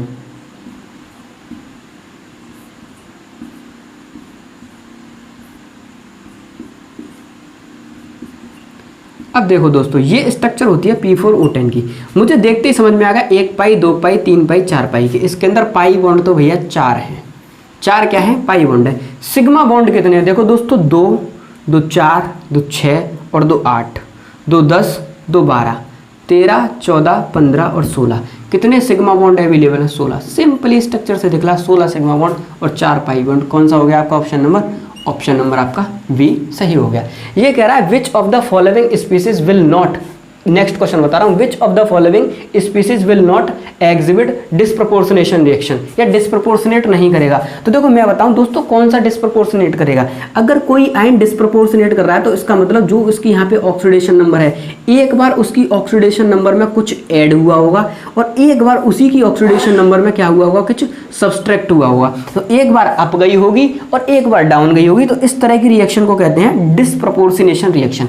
अगर कोई भी कंपाउंड अपनी मैक्सिमम ऑक्सीडेशन स्टेट में है दोस्तों। याद रखना, किसी भी कंपाउंड में सेंट्रल मेटल अगर अपनी सेंट्रल एटम अपनी मैक्सिमम ऑक्सीडेशन स्टेट में, तो आप लोग एक बात ध्यान रखना, वो कभी भी अप तो जा ही नहीं सकता। इसका मतलब अगर कोई भी कंपाउंड में कोई भी एटम अगर अपनी मैक्सिमम ऑक्सीडेशन स्टेट में है तो वो कभी भी डिस्प्रोपोर्शनेशन नहीं शो कर सकता। Cl की मैक्सिमम ऑक्सीडेशन नंबर कितना हो सकता है? 7। आप लोग उठा के देखो ऑप्शन नंबर डी ClO4-। मुझे डायरेक्ट दिख रहा है 4 दूनी 8 और 8 में से 1 गया, क्या हुआ 7। यहाँ पे क्या आएगी ऑक्सीडेशन नंबर +7। Cl +7 से ज्यादा कभी सो ही नहीं कर सकता। इसके वैलेंस इलेक्ट्रॉन कितने हैं भाई? 7 डोनेट करना भी अपने आप में बहुत बड़ी बात है। अगर +7 सो किया तो जाहिर सी बात है इससे आगे कभी सो नहीं कर सकता। इसका मतलब ये आयन कभी भी डिस्प्रोपोर्शनेट नहीं कर सकता। याद रखना, कोई भी एटम ऐसा जो अपनी मैक्सिमम ऑक्सीडेशन स्टेट में, वो कभी भी डिस्प्रोपोर्शनेशन रिएक्शन शो नहीं करेगा। नेक्स्ट क्वेश्चन जस्ट रटने वाला था, who discovered first noble gas compound? तो विलियम रामसे। और भाई साहब उनके क्या है, उनके जो लैब में काम करने वाले लोगों को इसका क्रेडिट जाता है कि उन्होंने क्या किया है, नोबल गैस कंपाउंड को क्या किया था, डिस्कवर किया था। जस्ट रटने वाला है विलियम रामसे, ठीक है ना। और उनका स्टाफ इस चीज के लिए रेस्पॉन्सिबल है, पर मेजर नाम इन्हीं का है, तो इन्हीं के बारे में पूछा गया। आपसे पूछा विच of the following is not exist, कि कौन सा एग्जिस्ट नहीं करेगा। देखो इसमें मैंने सारे ऑप्शन एक बार रफ रीडिंग करी, AlF6, COF6, BF6। जैसे ही मैंने देखा भाई BF6, मैंने केवल अपने जोन वाले क्वेश्चन को देखा, मैंने कहा यार बोरोन तो केवल 3 ही बॉन्ड बनाता है, 3 सिग्मा बॉन्ड बनाता है, यहाँ पे 6 बॉन्ड कैसे बन रहे हैं? बोरोन की क्या कोवेलेंसी कभी 6 हो सकती है? मैक्सिमम कोवेलेंसी इसकी 4 तक जा सकती है, जिसमें ये 3 सिग्मा बनाएगा और एक ऑर्बिटल इसका खाली है, तो इसमें क्या हो जाएगा, कोऑर्डिनेट हो जाएगा। तो मैक्सिमम इसकी कोवेलेंसी कहाँ तक वेरी कर सकती है? 4 तक। पर कहाँ तक करा दी कंपाउंड में? 6 तक। इसके पास में वैकेंट डी ऑर्बिटल दोस्तों अवेलेबल नहीं होता। सेकंड पीरियड के एलिमेंटों में वैकेंट डी ऑर्बिटल अवेलेबल नहीं होता, इसलिए ये बड़े ही कम नंबर ऑफ बॉन्ड बनाते हैं एज कंपेयर टू इनके अदर ग्रुप मेंबर से, ठीक है। नहीं, इससे नीचे वाला एल्यूमिनियम 6 बॉन्ड बना सकता है, क्योंकि इसके पास में क्या है, डी ऑर्बिटल अवेलेबल है। इसके पास में भी डी ऑर्बिटल, तो डी ब्लॉक का ही कंपाउंड है। इसके पास में भी डी अवेलेबल, क्योंकि थर्ड पीरियड का है। इसके पास में भी डी क्या है, अवेलेबल। पर बोरोन के पास में वेकेंट डी अवेलेबल नहीं है। अगर वेकेंट डी अवेलेबल नहीं है तो इसकी कोवेलेंसी 4 से ज़्यादा हो सकती, 6 दिखाया गया है। इसका मतलब ये ऑप्शन आपका क्या है, गलत है। ये कंपाउंड कभी भी एग्जिस्ट नहीं करेगा। चलो अब देखो नेक्स्ट क्वेश्चन पूछा गया, phosphine can be prepared by the reaction of water with. मैंने आप लोगों को क्या बताया था, दुनिया में जितने भी फॉस्फाइड हैं वाटर के अंदर डालने पर फॉस्फीन गैस देते हैं। दुनिया में जितने भी नाइट्रेट हैं वाटर के अंदर डालने पर अमोनिया गैस देते हैं। मुझसे कह रहा फॉस्फीन गैस कौन देगा? अगर कहीं ऑप्शन में फॉस्फाइड बैठा है तो मुझे पता 100% वाटर में डालने पर वो क्या देगा, मुझे फॉस्फीन गैस देगा। पहला ही ऑप्शन दे रखा था कैल्शियम फॉस्फाइड, देखते ही टिक मारूंगा, आगे देखने की जरूरत नहीं है। आगे देख रखा है hydroxide, di hydrogen phosphate, calcium phosphate, मुझे जरूरत नहीं है। मैं आपको ये रिएक्शन पहले भी एक क्वेश्चन में रिपीट करके अच्छी तरह से दिखा चुका हूं। और देखो ये भी मैंने आपको बताया था कि question number 11 P4O10 dissolved in water gives क्या देगा। मैंने आप लोगों को बताया था कि भाई P4O10 की रिएक्शन अगर आप लोग वाटर के साथ में कराओगे तो आपको फॉस्फोरिक एसिड मिलेगा। फॉस्फोरिक एसिड आपको रट के बताया था फॉस्फोरिक, इसी का दूसरा नाम है ऑर्थोफॉस्फोरिक एसिड। जब फॉस्फोरस अपनी मैक्सिमम ऑक्सीडेशन स्टेट में अवेलेबल है तो जो पेरेंट ऑक्सी एसिड होते हैं किसी भी एसिड के, उनको नाम से आगे ऑर्थो के वर्ड से इंट्रोड्यूस किया जाता है। तो चाहे तो बोल दो फॉस्फोरिक, चाहे बोल दो ऑर्थोफॉस्फोरिक। पहला ऑप्शन है फॉस्फोरस है नहीं, ऑर्थोफॉस्फोरिक एसिड लगा दो, आगे देखने की जरूरत ही नहीं है ऑप्शन में, ठीक है।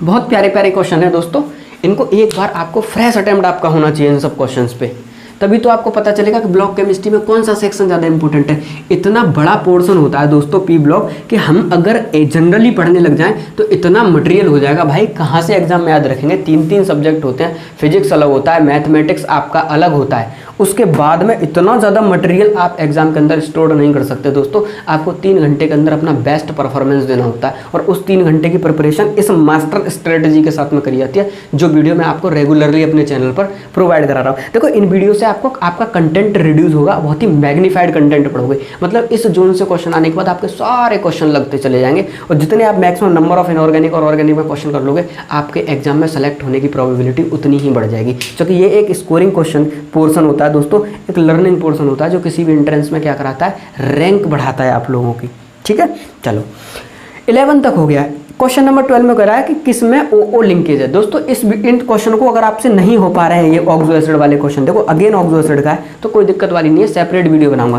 देखो मैं देखते ही कैसे स्ट्रक्चर ड्रॉ कर देता हूँ, मुझे नहीं पता किसके अंदर ओ बॉन्ड है, मैं तो सारी स्ट्रक्चर ड्रॉ करता हूँ। सबसे पहली स्ट्रक्चर दी आपको H2S2O6। मेरे तो बनाने का तरीका है sulphur sulphur, double bond O double bond O, double bond O double bond O, OH और बीच में क्या लगा दो, सिंगल बॉन्ड। देखो कंप्लीट हो गया, H2 हो गए, O6 हो गए, 3 और 3 6 और S कितने हो गए 2। पहली स्ट्रक्चर, क्या इसमें कहीं पर भी O लिंकेज आया? नहीं आया। दूसरा था आपका H2S2O8। अब मैंने देखा H2S2O6 की स्ट्रक्चर तो मैं यही बना चुका। सबसे पहला एक रफ स्ट्रक्चर डायग्राम तो अपने दिमाग में रखना है, इन्हें तो बना दो, जैसे ही दिखे इस काम को तो कर दो सल्फर के ऑक्सो एसिड में। अब मेरे पास 2 ऑक्सीजन बचे, उन्हें कहाँ अरेंज करूँ? तो भैया बीच में अरेंज करो, और जैसे ही मैंने अरेंज किया मुझे मिल गया इस कंपाउंड के अंदर क्या है, ओ सिंगल बॉन्ड ओ, मतलब परऑक्सी लिंकेज। और परऑक्सी लिंकेज ही तो पूछा था, तो ऑप्शन नंबर बी होगा। लेकिन ऑप्शन नंबर सी और ऑप्शन नंबर डी भी देखो दोस्तों, एक आपका ऑप्शन नंबर बी था आपका बी, ऑप्शन नंबर सी दे रखा है आपका H2S2O3। दोस्तों इसका नाम है थायोसल्फ्यूरिक एसिड, थायोसल्फ्यूरिक एसिड। देखो दोस्तों क्या है थायोसल्फ्यूरिक एसिड, आप H2SO4 में से एक O निकाल के एक S बढ़ा दो। देखो यही तो दे रखा था आपका, एक O निकाल के एक S बढ़ा दो, तो कुछ नहीं है, जैसी आपकी सल्फ्यूरिक एसिड की स्ट्रक्चर होती है वैसी लिख लो।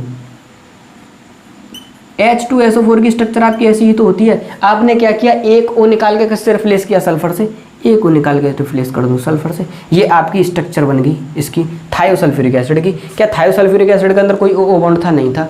नेक्स्ट है आपका H2S4 और क्या है आपका O6। अगेन आपको बनाने का पैटर्न यही होना चाहिए, आप अगेन बना दो ऐसे ही, H2S2O4 दे रखा है, O6 दे रखा है, O6 दे रखा है, S4। अब देखो मुझे जब भी पता है सल्फ्यूरिक एसिड में के टर्म्स में ये उस सल्फ्यूरिक एसिड के डेरिवेटिव्स हैं, तो मैं सबसे पहले सल्फ्यूरिक एसिड टाइप का बना देता हूँ, OH। अब क्या रह गया, 2 सल्फर रह गए, करो बीच में अरेंज, बन गई स्ट्रक्चर। क्या इसमें कहीं पर भी ओ मिला? नहीं। कि ओ किस में मिला? बी में। पर सारी स्ट्रक्चर आपको ऐसे ही ड्रॉ करनी आनी चाहिए। अगर नहीं भी आती तो दोस्तों मैं आपको ये एक 1 शॉट वीडियो में सारी चीज़ें सिखा दूंगा। तो आपका कौन सा हो गया, ऑप्शन नंबर बी सही। The hydrolysis of xenon tetrafluoride and xenon hexafluoride with water. बहुत अच्छा क्वेश्चन है दोस्तों, इस तो सेक्शन को ही पूरा रट के रखना। इससे पहले एक सेक्शन में पूछा गया कि फ्लोराइड बनते कैसे हैं, जिनोन के फ्लोराइड। तो देखो मैं आपको थोड़ा सा दोबारा से हल्का सा डिटेल में बताता हूँ।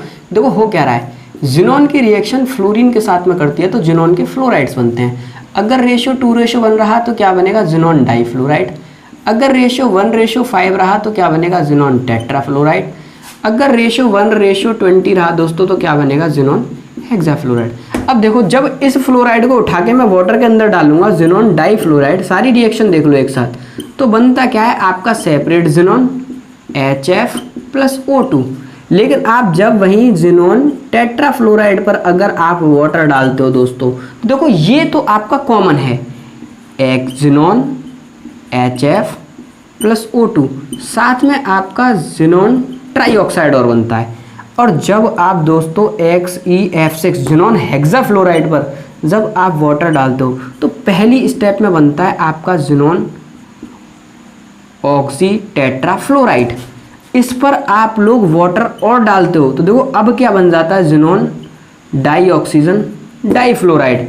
और फिर आप इसके ऊपर और वाटर डाल दो दोस्तों तो आपको मिल जाता है XeO3 प्लस आपका HF, मतलब फाइनली आपको क्या मिला, XeO3। टेट्राफ्लोराइड के केस में भी फाइनली आपको क्या मिला, XeO3। इसका मतलब आप अपना ऑप्शन अगर सर्च करो तो ऑप्शन नंबर सी क्या हो रहा है, आपका सही हो रहा है। बाकी सब तो इंटरमीडिएट बनते हैं, किसमें, हेक्साफ्लोराइड में। टेट्राफ्लोराइड में तो डायरेक्ट ही आपको क्या मिलता है, XeO3। तो ये अपने आप में एक अच्छा सेक्शन था 18th ग्रुप का, इसको रिवाइज रखना। इस पे बार बार क्वेश्चन पूछ रहा है, एक बार तो पूछ लिया 2:1 पे कंपाउंड ही कौन सा बनेगा, एक बार कंपाउंड बन गए तो इन दोनों के हाइड्रोलिसिस पे पूछ लिया। तो ये आपका एक कंप्लीट चार्ट है, इसे शॉर्ट नोट्स में आप लोग लिख लेना। देखो अगला क्वेश्चन पूछा गया, जस्ट रट्टू क्वेश्चन है दोस्तों, कि PCl5 सॉलिड कैसे स्टेट में एग्जिस्ट करता है। बहुत डिटेल में टीचर्स क्लास में बताते हैं। PCl5 एग्जिस्ट करता है आपका PCl4+ और PCl6- में, ये आयनिक स्ट्रक्चर होती है दोनों की, ठीक है नहीं, इसमें एग्जिस्ट करता है। आपका ऑप्शन नंबर कौन सा हो गया, आपका ऑप्शन नंबर सी सही हो गया, PCl4+ और PCl6-। और क्वेश्चन देखते हैं दोस्तों, और भी थोड़े से अच्छे अच्छे क्वेश्चंस बचे हैं अभी इस सेक्शन पे। इस वाले चार्ट को आप लोग कंप्लीटली मेमोराइज रखना। देखो इस चार्ट से मैंने आपको दिखाया कि अभी तो मैंने 2010 के आसपास तक ही पेपर में आया हूँ मैं भी क्वेश्चन करते करते, और इसी में देखो 2 से 3 बार ये क्वेश्चन क्या हो गया आपस आपके रिपीट हो गए। तो ये एक अच्छा सेक्शन है, इसे लिख लेना। और क्वेश्चन लिखता हूँ जब तक मैं।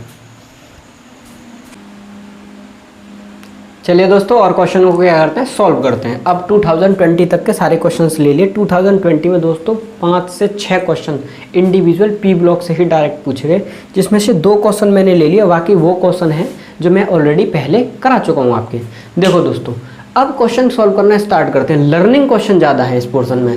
विच of the following acid is used as oxidizer in rocket fuel. आप लोगों ने पढ़ा होगा HNO3। सीधा सीधा लर्निंग क्वेश्चन है, पढ़ते जाओ इनको। The paramagnetic species in the following. देखो दोस्तों, बहुत ही इंपॉर्टेंट है कि मैंने आपको एक बार और रिपीट किया है कि सल्फर क्या होता है, एसिड की फॉर्म में होता है दोस्तों। सल्फर क्या मिलता है, ऑक्टा फॉर्म में मिलता है। अगर आप इसकी बहुत हाई हीटिंग करो तो ये S2 गैसियस में कन्वर्ट हो जाता है, और S2 गैसियस की सारी प्रॉपर्टीज आपकी O2 की तरह होती हैं। सारी प्रॉपर्टीज सिमिलर टू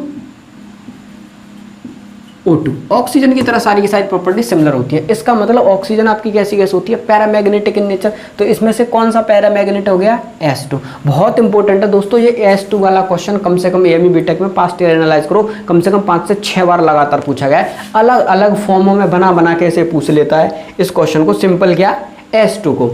अब नेक्स्ट क्वेश्चन था the inter halogen having dimer structure is. आप लोग याद रखना ICl3। ये कभी भी इस फॉर्म में नहीं मिलता, ये किस फॉर्म में मिलता है, I2Cl6। ब्राउन येलो सॉलिड होता है ये I2Cl6। तो ICl3 कभी भी किस में नहीं मिलता, डायरेक्ट ICl3 में नहीं मिलता। ये एक ऐसा इंटर हेलोजन कंपाउंड है जिस फॉर्म में नहीं मिलता। किस में मिलता है भाई साहब, डायमर की फॉर्म में मिलता है। डायरेक्ट याद होना चाहिए।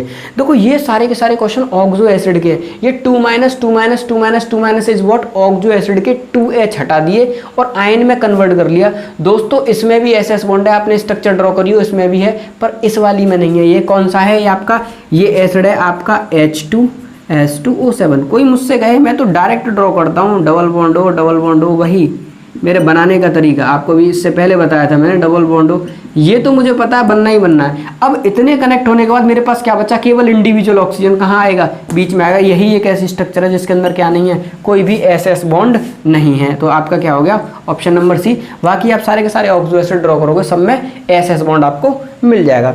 अगला क्वेश्चन दोस्तों फिर लर्निंग क्वेश्चन था। आपसे पूछा chemical formula of inorganic benzene, रटा हुआ होना चाहिए B3N3H6। B3N3H6 is what, option number C। अब आपका नेक्स्ट क्वेश्चन है which of the following statement is wrong, कि इनमें से कौन सा स्टेटमेंट गलत है। मैं दोस्तों आपको बता चुका हूँ इस टाइप की वैरायटी के फिक्स क्वेश्चन JEE मेन में पूछे जाते हैं, और ये क्वेश्चन सबसे आसान होते हैं। कोई एक भी क्लू आपको ऐसा मिल गया ना, आपका क्वेश्चन सही हो गया। अब इसने कहा सबसे पहले कि N2O5 is anhydrous of HNO3। अभी मैंने आपको पढ़ाया था HNO3 का एनहाइड्रस क्या होता है, N2O5। बिल्कुल सही स्टेटमेंट है। NO is an acidic oxide, NO is an acidic oxide. कर दिया ना गलत। मैंने आपको क्या बताया ऑक्साइड के टॉपिक में, N2O और NO दोनों के दोनों कैसे ऑक्साइड होते हैं, न्यूट्रल। बस मुझे एक क्लू मिल गया, मुझे पता है ये ऑप्शन आपका क्या हो गया, गलत। तो यही ऑप्शन आपका क्या हो गया, सही। इसने पूछा इनकरेक्ट स्टेटमेंट बताओ हमें, कौन सा रॉन्ग स्टेटमेंट है। N2O3 in anhydrous of HNO2, ये भी मैं आपको बता चुका हूँ, बिल्कुल सही है। NO is not a anhydrous of N acid, किसी एसिड का तो एनहाइड्रस NO क्या होगा, रहा ही होगा कम से कम। तो ये ऑप्शन आपको केवल एक ऑप्शन मिल गया, NO is an acidic oxide. आप समझ गए गलत दे रखा है। नाइट्रोजन मोनोऑक्साइड आपका कैसा होता है, न्यूट्रल, और नाइट्रस ऑक्साइड भी आपका कैसा होता है, न्यूट्रल इन नेचर। ठीक है, तो आसान सा क्वेश्चन फंसा दिया। Number of POP bond in cyclic metaphosphoric acid. दोस्तों इसका मैं डिटेल टॉपिक आप लोगों को पढ़ाऊंगा, इसे मिटा देता हूं। इसका मैं आपको डिटेल टॉपिक पढ़ाऊंगा ऑक्सो एसिड। दोस्तों मैं जानता हूं AME बीटेक के लिए ऑक्सो एसिड बहुत इंपॉर्टेंट सेक्शन है। आपको, मुझे नहीं पता इससे पहले आपने कभी पढ़ाया तो ठीक है, नहीं पढ़ाया तो गारंटी है मेरी, मैं आपको पूरा का पूरा कॉन्सेप्ट डिलीवर करूंगा। और आप एक बार चेक करना, दुनिया का कोई भी क्वेश्चन आपका कभी भी ऑक्सो एसिड का तो गलत नहीं होगा, कम से कम ऑक्सो एसिड का कोई भी क्वेश्चन आपका क्या नहीं होगा, गलत नहीं होगा। देखो होता क्या है दोस्तों, सारे के सारे ऑक्सो एसिड बनते हैं इस पेरेंट ऑक्सी एसिड से, इससे H3PO4 से। ये पेरेंट ऑक्सी एसिड है, इससे सारे के सारे एसिड क्या होते हैं, बनते हैं। अगर मैं इसी एसिड में से डायरेक्ट एक वाटर मॉलिक्यूल क्या करूं, निकाल दूं, पर कैसा, इंट्रा। कैसा, इंट्रा। अगर इंट्रा वाटर मॉलिक्यूल निकालूंगा तो आप लोग देखो इसमें बचने वाली स्पीसीज बचेगी, वो बचेगा HPO3। अब इसको कहते हैं मेटाफॉस्फोरिक एसिड। इसका नाम क्या है दोस्तों, मेटाफॉस्फोरिक, सॉरी फॉस्फोरिक सही है, फॉस्फोरिक एसिड। अब दोस्तों जो मेन ऑक्सो एसिड है इसमें से एक वाटर मॉलिक्यूल निकालो इंट्रा, तो नोमेनक्लेचर आता है मेटाफॉस्फोरिक एसिड। डिटेल वीडियो बनाऊंगा, टेंशन मत लेना। अब देखा गया नेचर में ये मेटाफॉस्फोरिक एसिड HPO3 की फॉर्म में नहीं, इसकी ट्राइमर की फॉर्म में मिलता है। तो ट्राइमर बनाने पे क्या हुआ, H3P3 और आपका O क्या हो गया 9। अब देखो स्ट्रक्चर कैसी होती है दोस्तों इसकी, OPOPOPOP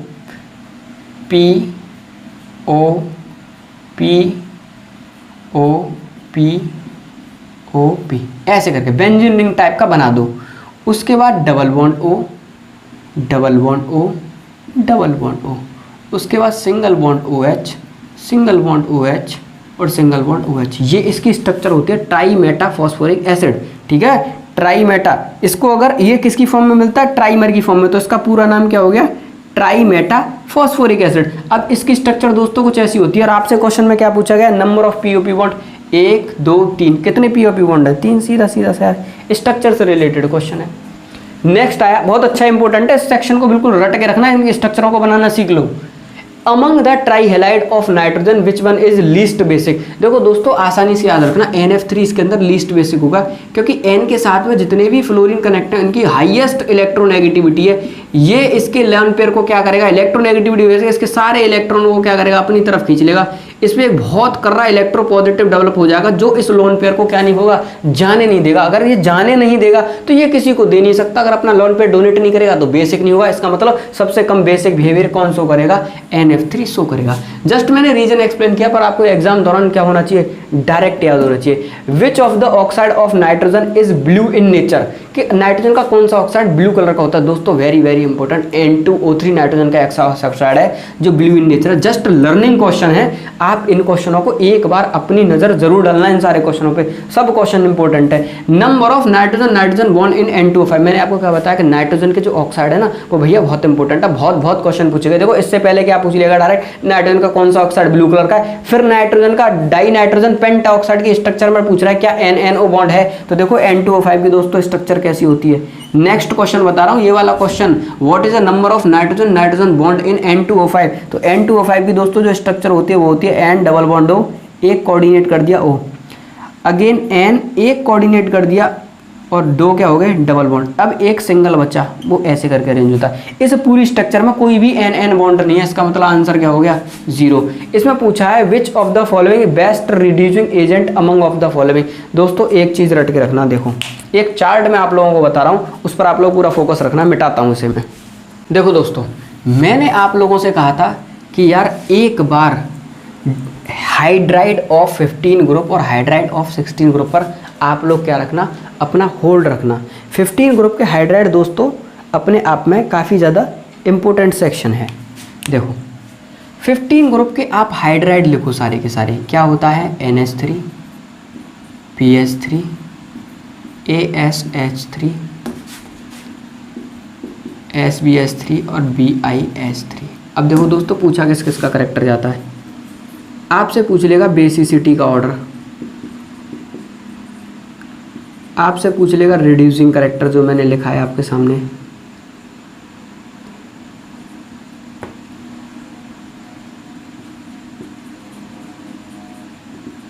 रिड्यूसिंग करेक्टर,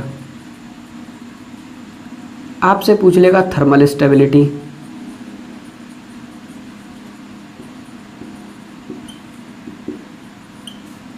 आपसे पूछ लेगा bond angle, sorry bond dissociation energy ले लो पहले,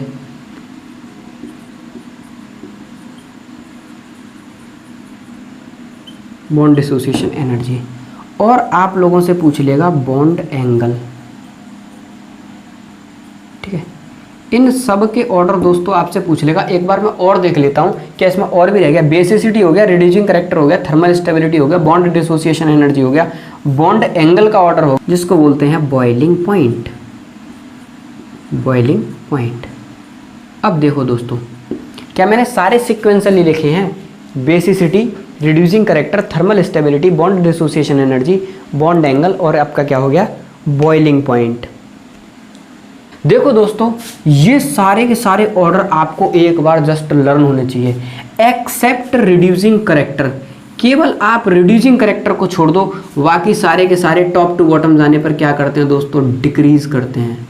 रट के रखना, केवल रिड्यूसिंग करेक्टर को छोड़ के बाकी सारे के सारे टॉप टू बॉटम जाने पर क्या कर रहे हैं भाई, डिक्रीज कर रहे हैं।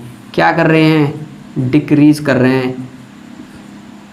क्या करेगा आपका बॉन्ड एंगल, आपका डिक्रीज करेगा।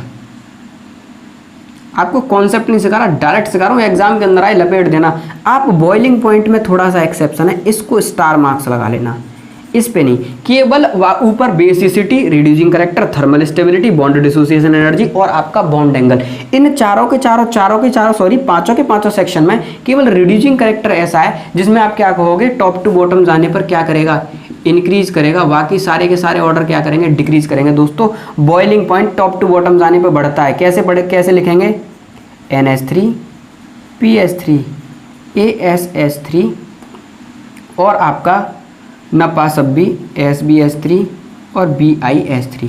अब देखो जब भी बॉइलिंग पॉइंट का ऑर्डर बढ़े तो boiling point top to bottom जाने पे क्या होगा, बढ़ेगा। ऐसा होना चाहिए था, पर NH3 में एक्सेसिव हाइड्रोजन बॉन्डिंग की वजह से ये NH3 उठ के कहाँ आ जाता, मैंने ऐसे रखा था, कहाँ आता है, बीच में, और कहाँ आ जाएगा, कहीं यहाँ पे आ जाएगा NH3।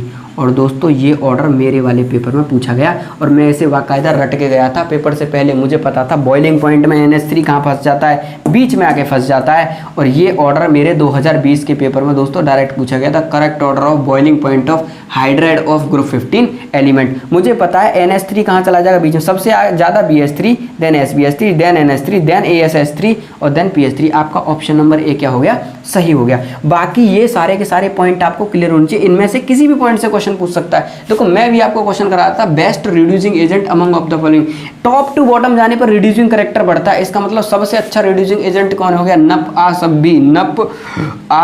तो आपका क्या हो गया, SBH3 सबसे अच्छा क्या हो गया, रिड्यूसिंग एजेंट हो गया। दोस्तों बहुत इंपॉर्टेंट सेक्शन है, स्टार लगा के जाना आप लोगों से, स्टार लगा के पूरा का पूरा सेक्शन क्या करके जाना, रट के जाना सारा का सारा, समझ रहे हो। एक बार जरूर रिड्यूसिंग करेक्टर को छोड़ के बाकी सब क्या कर रहे हैं, टॉप टू बॉटम जाने पर डिक्रीज कर रहे हैं। बॉइलिंग पॉइंट भी टॉप टू बॉटम जाने पर इंक्रीज करता है, पर इसके अंदर एक्सेप्शन है, NH3 कहाँ आके इंसर्ट हो जाता है बीच में, due to excessive amount of hydrogen bonding.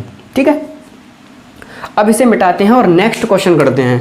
देखो दोस्तों नेक्स्ट क्वेश्चन क्या कह रहा है, आप बेसिसिटी बताओ। ये भी ऑक्सो एसिड का ही क्वेश्चन है, आपको स्ट्रक्चर पता है तो आप आसानी से इसका क्या बता दोगे, बेसिसिटी बता दोगे। बेसिसिटी क्या है, कितने number of OH bond available है स्ट्रक्चर के अंदर, वो उसकी क्या होगी, नंबर ऑफ बेसिसिटी हो गई। अब देखो सबसे पहला एग्जांपल दिया इसने H3PO3। अब H3PO3 की स्ट्रक्चर कैसी होती है दोस्तों, P double bond O PO3 OH and singly H। आप लोग देख लो H3PO3 की स्ट्रक्चर ही होगी, कितने OH बॉन्ड अवेलेबल है भैया, 2 OH बॉन्ड अवेलेबल है, इसकी बेसिसिटी कितनी होगी, 2। अब नेक्स्ट पूछा गया आपसे H4P2O7 बनाओ, P double bond O OH। कोशिश करता हूँ, मुझे नहीं पता, रटा हुआ नहीं है कि कैसे बनाना है, कोशिश करता हूँ, फिर देखूंगा कौन कौन रह रहा है और कौन कौन आ रहा है।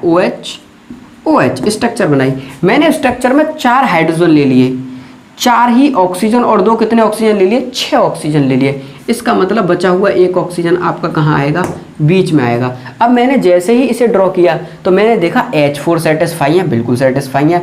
PO कितने होने चाहिए, 7, 3 और 3 6 और 1 कितना हो गया 7 और P कितने 2, बिल्कुल सही स्ट्रक्चर है। और इस स्ट्रक्चर के अंदर कितने OH बॉन्ड अवेलेबल है मेरे पास में, 4, मतलब इसकी बेसिसिटी कितनी होगी, 4, 2,4 आपका कौन सा हो गया, ऑप्शन नंबर बी। दोस्तों ऑक्सो एसिड डिटेल में पढ़ाऊंगा मैं आप लोगों को। मुझे पता है कि AMU ने बहुत बार लगातार ऑक्सो एसिड से क्वेश्चन पूछा है और AMU के लिए ऑक्सो एसिड को तैयार करना अपने आप में एक बहुत अच्छा काम है।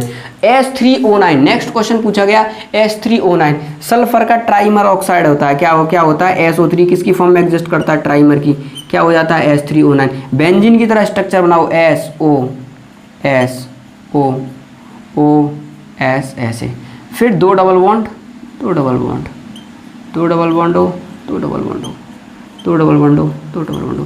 ये तुम्हारी स्ट्रक्चर है किसकी, H3 हो गए, 3 इसमें कनेक्ट हैं, 3 और 2 5, 5 और 2 7, 7 और 2 कितना हो गया 9। H3O9 की स्ट्रक्चर में क्या कोई भी SS बॉन्ड है, नहीं है, कितना आ गया आंसर 0। कोई भी एसएस बॉन्ड नहीं है। The species analog to paramagnetic behaviour like O2। भाई साहब जनक कितनी बार एमी बीटेक ने लगातार यही क्वेश्चन एक पकड़ रखा है। अब मैंने आपको बताया कि सल्फर क्या है, एसिड है, इसे हीट करोगे किसमें चला जाएगा H2 और H2 की सारी प्रॉपर्टीज O2 की तरह, ये गैसियस सल्फर है, इसकी सारी प्रॉपर्टीज O2। अगर O2 पैरामैग्नेटिक है तो H2 भी क्या होगा, पैरामैग्नेटिक। और ये होगा बिहेवियर लाइक O2, तो भैया गैसियस सल्फर है। 4 से 5 बार लगातार एमी बीटेक में रिपीटेड क्वेश्चन है। देखो दोस्तों एक बहुत अच्छा क्वेश्चन पूछा गया मेरे पेपर में कि PCl5 जब PCl6 माइनस में चेंज होता है तो कौन सा डी ऑर्बिटल हाइब्रिडाइजेशन में क्या होता है, इन्वॉल्व होता है। अब देखो मैं इसे मिटाता हूं और फिर आपको बताता हूं। मुझे पता है PCl5 में हाइब्रिडाइजेशन क्या है। PCl5 में आपकी हाइब्रिडाइजेशन है PCl5 sp3d, ठीक है। आपकी हाइब्रिडाइजेशन क्या है PCl5 में, sp3d। और मैंने आपको बताया था इसके अंदर जो डी इन्वॉल्व होता है वो कौन सा होता है, dz2 इन्वॉल्व होता है। अब बन गया PCl6 माइनस, अब हाइब्रिडाइजेशन हो गई sp3d2। तो जो अगला डी इन्वॉल्व होगा वो इन्वॉल्व होगा dx2 माइनस y2, क्योंकि इसके अंदर 2 ऑर्बिटल होते हैं dz2 और dx2 माइनस y2। dz2 पहले से था PCl5 में, एक और Cl किस में आएगा, dx2 माइनस y2 में। तो आपका ऑप्शन नंबर ए क्या हो जाएगा दोस्तों, सही। अच्छी नॉलेज है, आप आसानी से क्वेश्चन लगा जाओगे। Correct order of boiling point मैं आपको पहले ही बता चुका दोस्तों। ये सारे के सारे क्वेश्चन थे आपके पी ब्लॉक के। मैंने कोशिश करी है दोस्तों आप लोगों को बेस्ट एक्सप्लेनेशन के साथ में क्वेश्चंस बताने की। दोस्तों जैसे ही मेरी पूरी इनऑर्गेनिक केमिस्ट्री की सीरीज खत्म होगी, ये चैप्टर वाइज जो भी PYQ उसमें स्टार्ट किया है वो सारे के सारे जैसे ही खत्म होंगे दोस्तों, मैं अपने इस चैनल पर बहुत बढ़िया करीबन 200-250 क्वेश्चन की इनऑर्गेनिक की अच्छी खासी 200 या 300 क्वेश्चन की एक सीरीज स्टार्ट करूंगा। उसमें जो भी वैरायटी रहेगी, जो मुझे एक्सपेक्टेड लगता है कि एमई बीटेक में वहाँ से क्वेश्चन आ सकते हैं, उस वैरायटी की मैं जस्ट 2 से 3 वीडियो के अंदर आपको कंप्लीट प्रैक्टिस कराऊंगा। और बहुत जल्दी ही मैं अपने इस चैनल पर ऑर्गेनिक की भी सीरीज दोस्तों स्टार्ट करने पाऊंगा। तो आप लोग पढ़ते रहिए। All the very best. Thank you guys.